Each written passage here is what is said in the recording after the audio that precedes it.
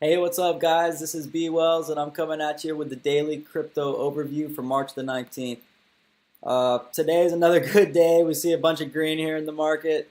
Bitcoin's up to almost $8,500. Ethereum's back up to 540, which that still hurts really bad. And ICOs have been getting some poor treatment, and the SEC is supposedly investigating lots of them. CoinDesk today has an article showing that ICOs are iced, 12-month freeze on token trading.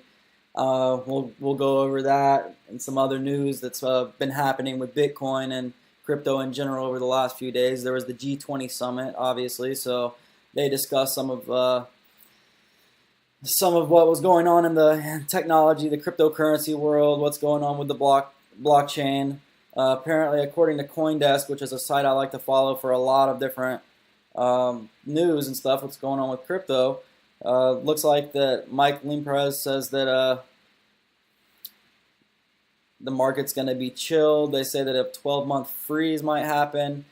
Somewhere here in the article, it says that the what they believe is a utility token is very small. See, what the federal regulators think of as a utility token and not a security token is so small, and the eye of the needle got even smaller. So apparently it looks like the United States might be cracking down on ICOs or something, and that's why Ethereum's been suffering so much lately compared to the other cryptos, which have been going down as well. But now we're here on day two. We see green in 2 days in a row. Let's hope we can make it day three tomorrow. Getting a rebound always feels nice. There's some really big jumps here today. We'll look at the top 5 gainers today. You got Qtum, Electra, Extra Bytes, Feathercoin. Wow, that's a throwback. That's one of that was before Ethereum and stuff. That's one of the first altcoins I kind of messed around with day trading a little bit. And Deep Onion. So a lot of these aren't too familiar with me, honestly. Other than Feathercoin and Qtum, the rest have kind of just jumped up here. I'm gonna have to do some research on them. Out of the top probably 500 cryptos, I'm familiar with about half of them. So I've been trying to research, trying to get more knowledge, and then as I do that, I'll try to convey it to you guys and help you out. So the top 5 losses on the day, look at that. There's only 2 losses in the top 100, meaning 98 out of the top 100 coins are up, and it's only Bitcore and Lite. So we got that's a really good sign. 2 days in a row. Hopefully we can keep that going. Now let's go over here and see just some of the headlines.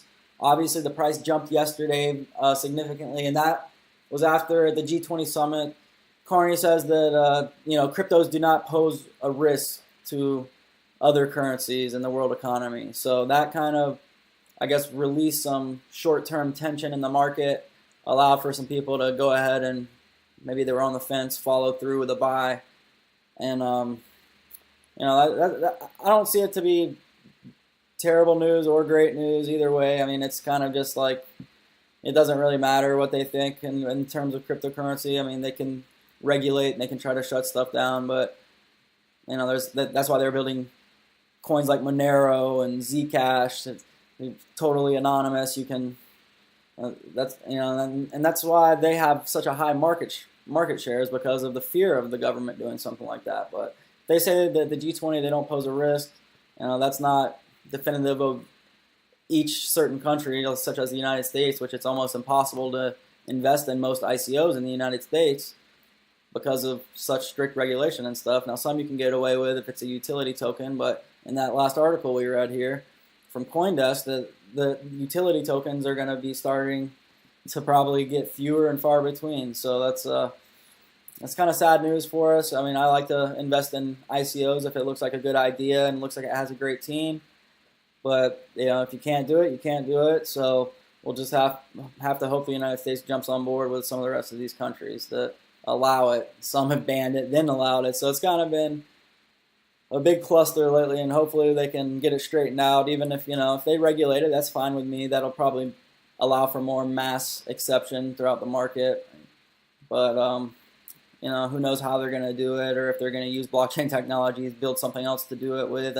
Something that I really haven't put too much thought into, but it really seems difficult, the solution, whatever it may be. So we'll see what happens with it. But I think that the long-term outlook, obviously, of crypto, I'm always bullish on it. I'm going to stay that way unless the entire world bans it and tries to shut it down. But I feel like that wouldn't, I mean, it would obviously kill the price, but I don't think it would kill it forever. I mean, there's still the anonymous coins and stuff like that. But who knows? We'll see what happens. And I'm a big proponent. Hope to see some movement upwards, and hopefully we can keep this rally going. But other than that, there's not too much crazy news going on. Trump did order some sanctions against Venezuela's crypto. I guess the you know how their government released a crypto. So we'll see what happens with that. Donald Trump's, he likes to make outlandish statements, so he might just be talking. Who knows? And we'll see with that. Other than that, the only other headline that I guess I should mention would be that Twitter is also banning crypto ads in 2 weeks.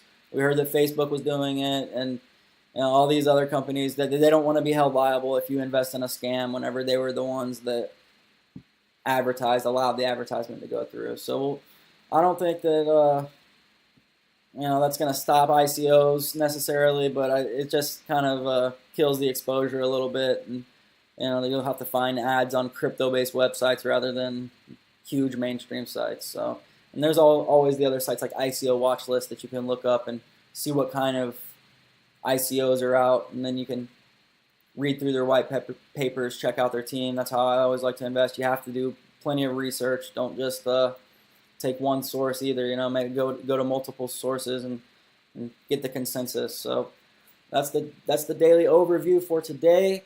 That's going to be it for us. I'm going to try to bring you a couple more of the top 100 cryptos in 100 days. I got 2 done today with EOS and I forget the other, but yeah, we got I believe 6 done total so far. So yeah, make sure you check that out.